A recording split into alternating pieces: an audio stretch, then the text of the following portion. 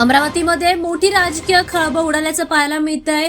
अमरावतीत मतदानापूर्वी भाजपमध्ये मोठी राजकीय खळबळ उडाली आहे, ज्यामध्ये 15 पदाधिकाऱ्यांचं निलंबन करण्यात आलंय। अमरावती महानगरपालिकेच्या निवडणुकीच्या आधीच भाजपाने आपल्या अंतर्गत शिस्तभंग केल्याच्या आरोपाखाली 15 पदाधिकाऱ्यांचं पक्षातून निलंबन केलंय। या निर्णयामुळे आता स्थानिक राजकीय वातावरणात जोरदार चर्चा होताना दिसतायत। भाजपाच्या अधिकृत उमेदवारांविरोधात बंडखोरी केल्याचा आरोप करून हे निलंबन करण्यात आले। निलंबन झालेल्यांवर पक्षविरोधी कृती, नेतृत्वाच्या निर्णयांना आव्हान देणं आणि पक्षाची प्रतिमा खराब करणं यासारखे गंभीर आरोप करण्यात आले। त्यामुळे अशा वर्तनामुळे आता संघटनात्मक शिस्त धोक्यात आली असून त्यामुळे वरिष्ठ नेत्यांनी कठोर कारवाई करण्याचा निर्णय घेतलाय। पक्षाचे अमरावती शहराध्यक्ष डॉक्टर नितीन धांडे यांनी सांगितले ही पावले शिस्त पद्धतीसाठी आणि पक्षातील एकात्मता राखण्यासाठी उचलली आहेत।